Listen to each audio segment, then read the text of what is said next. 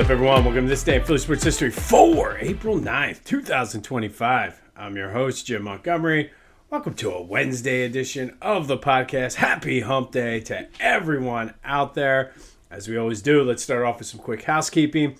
And first, I don't usually do this often, but I do it every now and then. I probably should do it more. However, if you are a new listener, welcome. We are glad to have you. Be sure to continue to tell your friends if you're enjoying this, but I should welcome new listeners as we continue to grow. So if you are new, welcome. Be sure to follow me on social media, Jimbo_Mont on Twitter and TikTok, on Instagram at Philly Jimbo. Subscribe to the YouTube channel, Jimbo_Mont. Continue to spread the word. And remember, if you are on my social media, that's where I put highlights and clips and things like that about whatever specific event we're talking about. It seems to be going pretty well. And hit me up on Facebook too. We've been having a lot of good discussion and debates regarding the questions of the day. So that seems to be where the action is. So find me on Facebook and hit me up with a friend's request. All right, yesterday, I was able to go to Lenny's presentation at the Mount Laurel Historical Society promoting his book, Playing with the Best, One Man's Journey Through the Golden Age of Sports. And it was incredible. Absolutely incredible. Got to talk with Lenny before. Very good dude. Really gets it. Really gets what our visions are aligned a lot with the history and telling the stories and things like that about things. But really great presentation. Learned even more from what I learned from reading the book. But Walter French was just an amazing person. His story is outstanding. And likely, it's until we started talking about him, it's somebody you probably never heard of who really, Morristown is just right over the bridge. So be sure to support Lenny. Buy the book. It's right here. Playing with the Best. One Man's Journey Through the Golden Age of Sports. It's an easy read. And again, if you are into history, the history of the country, what was going on in the 1920s, post-World War I, pre-World War II, as well as just the rise of professional sports and the importance of sports the way we view them today, this book is awesome because it's more than just Walter's story.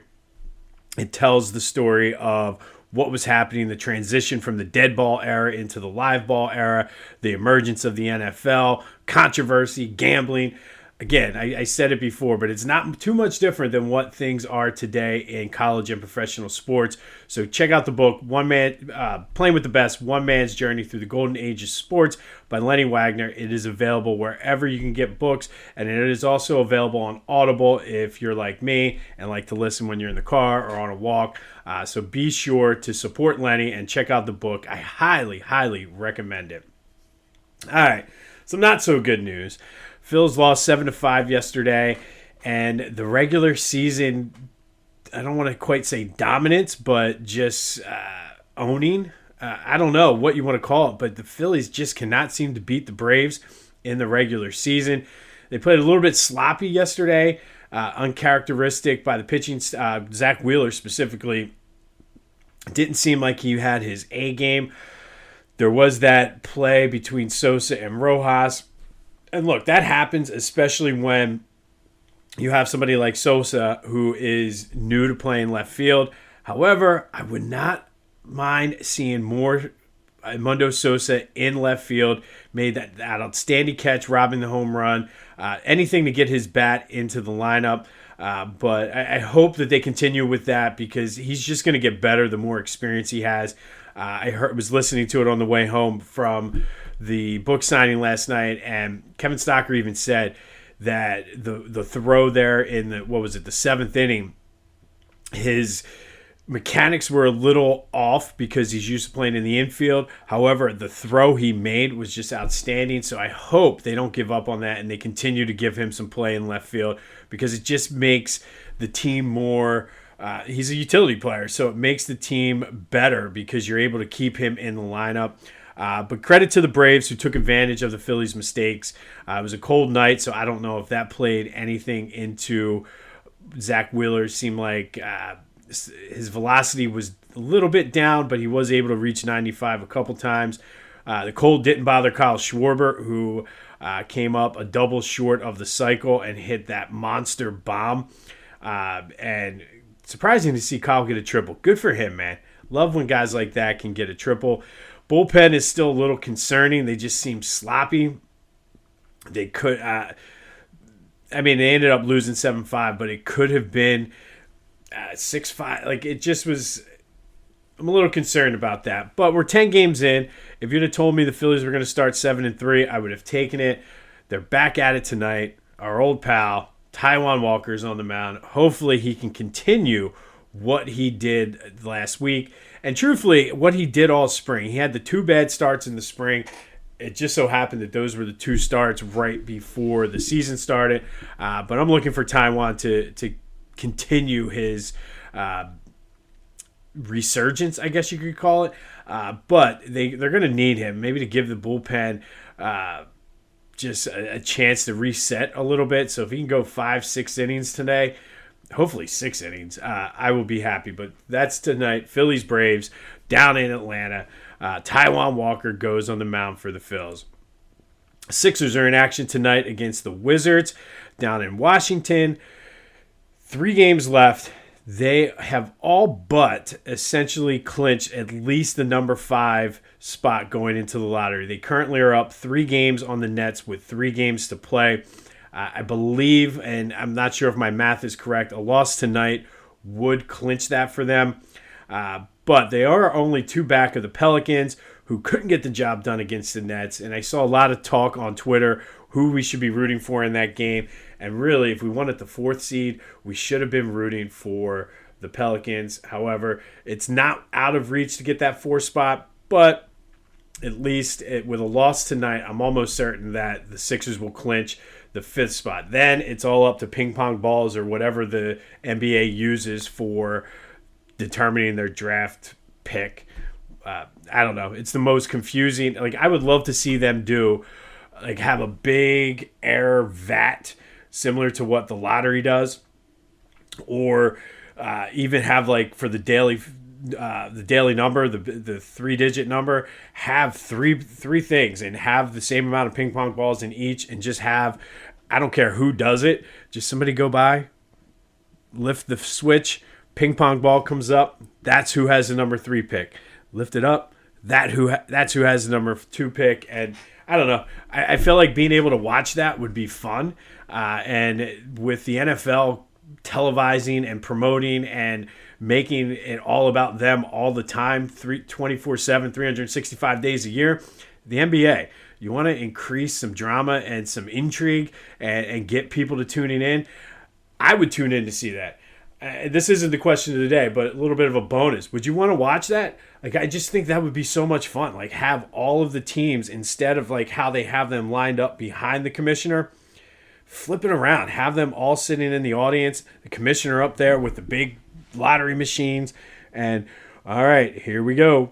And even if you want to do it, I don't know, 1, 2, 3, but it creates the drama if you go to 3rd pick up to the 1st pick.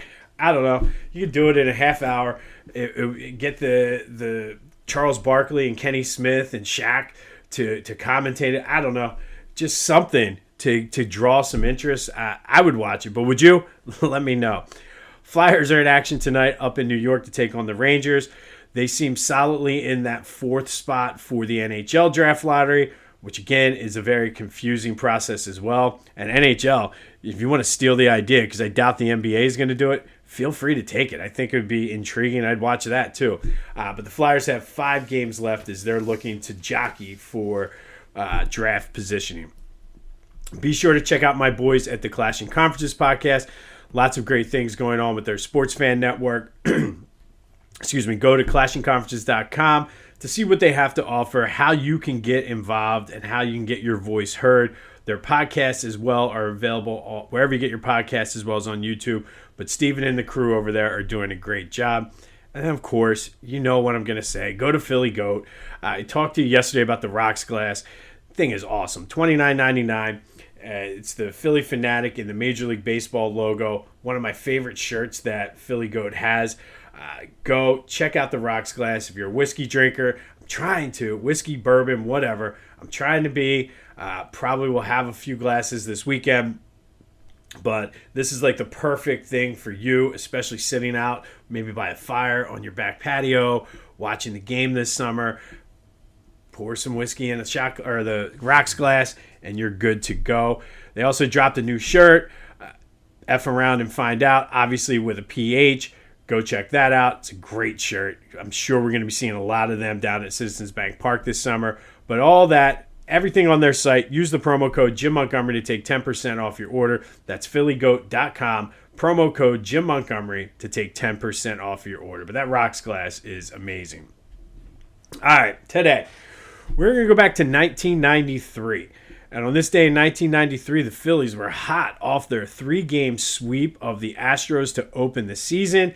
And they were playing their home opener at the Vet in front of 60,985 people, the largest crowd ever at a Vet opening day. Now, I saw some controversy when I went back and did the research for this. There's an asterisk next to that number. The previous record of 60,431 was set the year before, but the rules changed for 1993. Before then, the National League, and this just still goes to show back then, the National and American League were still separate entities almost, but the National League would count only the people that came through the gate, where the American League just did ticket sales. But in 1993, the National League switched to ticket sales. So maybe 60,985 people showed up, maybe not, but because of the way they kept the records, it set the record for an opening day game at the Vet. However, the people in attendance, no matter how many people they were, saw the Cubs beat the Phillies this day 11-7. Big Ben Rivera gave up 6 earned runs in 2 1/3 innings. It was a preview of what the season was going to be for Big Ben. He ended up with a 5.02 ERA, but he always had a ton of run support. And I watched every game or listened to every game that year in 1993, and for some reason, that team scored a ton of runs when Ben Rivera, he won 13 games. But the story of this game, Darren Daulton hit 2 home runs, had 5 RBI. John Kruk and Lenny Dykstra also homered. But the Phillies ended the day a half game back of the Pirates, tied with the Cardinals. Now, a lot of people think the 93 Phillies went wire to wire in first place. They, in fact, did not. This was the only day of the 1993 season that the Phillies were not in first place. They would regain first place the next day and never look back. Got a little dicey there at times, but they did not go wire to wire. I know a lot of people think from day one to the end when they clinched, they were in first place, but they were a half game back after this game. Also, another interesting tidbit about this game, Tyler Green pitched in the 9th, and he became the first player in Phillies history to be born in the 1970s. You want to feel old? 1993, the first player born in the 70s played for the Phillies, and that was Tyler Green. Yep, we're getting old, people. We're getting old. But on this day in 1993, Phillies lose to the Cubs in the home opener. Darren Daulton had 2 homers. John Kruk and Lenny Dykstra also homered as they played in front of a record crowd. Maybe. Who knows? But that all happened on this day in 1993. And then finally today, we're going to continue our missing ring spotlight. These are players who played in Philly, never won a championship in Philly, got close, deserved to win, but just could never get the job done. And today, Sir Charles Barkley, one of the all-time greats in Sixers history, one of the all-time greats in NBA history, does not have a ring in Philly or anywhere for that matter. But I would say for Barkley, a lot of times you say players choke and this guy couldn't get the job done. But it's not Barkley's fault. When he came to the Sixers, he joined a veteran team that were, I think, like 2 years removed from winning the NBA championship. And they went to the Eastern Conference Final his rookie year. That was his team with Dr. J, Moses, Mo Cheeks, Andrew Toney. So they were pretty stacked. And Barkley was sort of that guy that was supposed to be the next guy to step up. Doc was getting older. He was getting mentored by Moses. And then that disastrous 1986 offseason happened when they had the number 1 pick. All signs pointed to them taking Brad Daugherty. And ultimately, it never happened. Then the same night, they traded Moses Malone for a bunch of slop, and just it all went downhill after there. Andrew Toney never really played again. Mo Cheeks ended up getting traded. Doc retired, and then they never put a good team around Barkley. They were always a second-tier team, I felt, in the Eastern Conference behind the Pistons and the Bulls. Like, the Sixers were good. They were fun, but they were never able to get over the hump of the Pistons and the Bulls. In fact, the Bulls knocked them out of the playoffs 2 or 3 years during Barkley's time. We know he was traded in 1993, went to the Suns, immediately went to the finals before losing to Michael Jordan. But at the end of his career, he's top 5 in scoring for the Sixers, top 3 in reboundings, 4th in points per game, and is probably the best player in NBA history to never win a championship. So Charles Barkley is today's missing ring spotlight. Guys who should have won a championship in Philly, we wish would have won a championship in Philly, but could just never get the job done for whatever reason or the other. And I will say there are guys who we'll talk about the rest of this month that I feel they are at least a lot responsible for not winning a ring in Philly.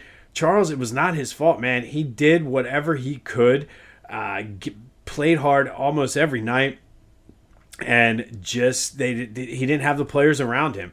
So you can't put that one on Charles. But it does lead to today's question of the day. And like I said, get on Facebook if you're not, because I know this is going to ruffle some feathers.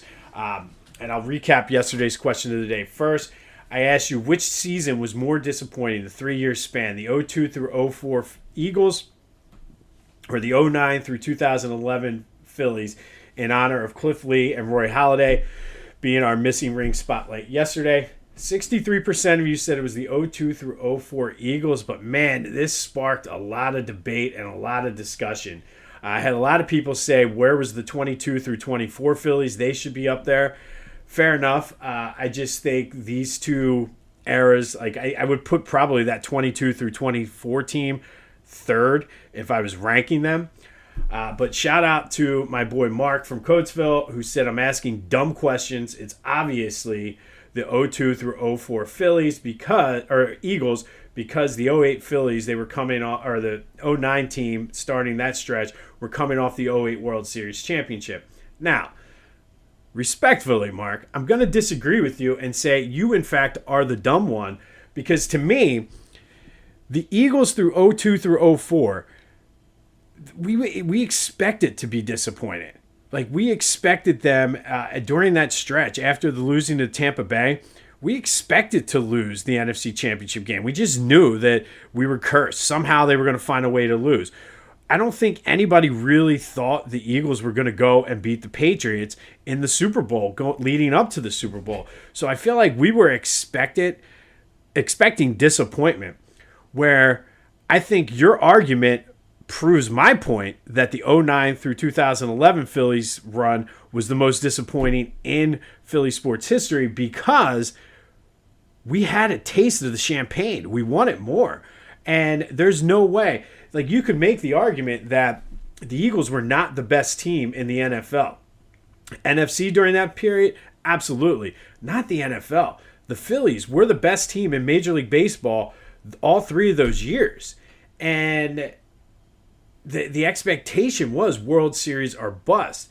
We knew, we were expecting disappointment from the Eagles. So I think your argument, strengthens my point, because yes, we had that 08, but again, we're going back. That's the old Philly mentality where we're like, oh yeah, we at least got one. No, we need to be greedy. This is why I promote this new Philly mentality. We need to be greedy with it. So respectfully, I disagree. And I know Kyle from Coatesville, my brother, also said in baseball it's different because the best team doesn't always win. Crazy things happen. It's harder to win the World Series. And I agree with that. But that, to me, is what makes it that much disappointing, because the Phillies had the best shot to win the World Series all 3 of those years. So thank you, though, as always, for participating in the question of the day. Those are the kind of debates that happen if you follow me on Facebook. So be sure to check it out there. But today's question of the day, going back to Charles, And again, this one should spark some debate. Who's the best player in Philly to never win a championship? Is it Charles Barkley or Brian Dawkins? I don't think you can really throw anyone else in there. Possibly Eric Lindros, but I would put him just a tier below Barkley and Dawkins. I got to go Barkley. And maybe it's my Sixers bias. I told you they're like my crazy ex. Like, I can't let them go. But I think when you look at Charles Barkley, is Brian Dawkins the best player in NFL history to not win a championship? No. Charles Barkley, the best player in NBA history to not win a championship? Yes. And I think that right there's the argument. I'm going Barkley on this one, but what do you think? 267-495-8531. That'll get you into the Back to the Future voice and text line. Best player in Philly to not win a championship. Charles Barkley or Brian Dawkins? Let me know your thoughts. Let the games begin. All in honor of Charles being our missing ring spotlight for today. On this day in 1993, Phillies had their home opener at the Vet in front of a record crowd, maybe, losing to the Cubs 11-7. Darren Daulton with 2 homers. Kruk and Dykstra also went deep. Big Ben Rivera couldn't get out of the third inning, but we'll get it together. He pitched okay that year. Like I said, they gave him a ton of run support, though, so that certainly helped. We'll have more on the Sixers and Flyers lottery status tomorrow, as well as a recap of the Phillies Braves. Be sure to go buy the book, though. Playing with the Best, One Man's Journey Through the Golden Age of Sports is a great book. Makes a great gift. I picked up a couple last night to give out as gifts this year, whether it be for birthday or Christmas. And again, if you know anybody that likes history, like specifically the 1920s, like that, just to me, it's one of my favorite time periods to read about and talk about because of what was happening, as well as like the history of sports. You're going to love this book. So go. Playing with the Best, One Man's Journey Through the Golden Age of Sports, The Story of Walter French by Lenny Wagner. Available wherever you can get your books. You can go to Lenny's website, which is in my description. It's available on Audible, all the places you can get books, but it's a great book. Highly recommend it. This has been This Day in Philly Sports History for March 9th, 2025. My name is Jim Montgomery. Go have yourselves a Wednesday, and until next time, I'll see you when I see you.